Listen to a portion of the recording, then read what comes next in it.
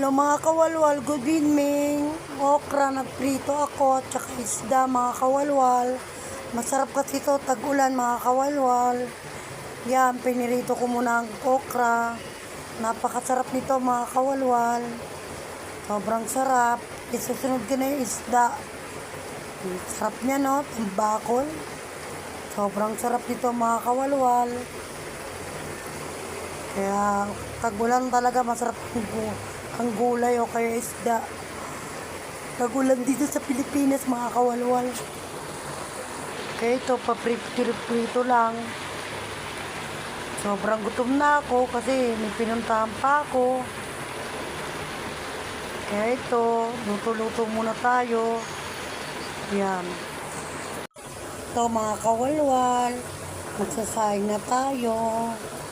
Talaga nagugutom na ako mga kawalwal. Tapos na ang pritong isda. Sobrang sarap. Yan. Okra. Yan. Sarap nito.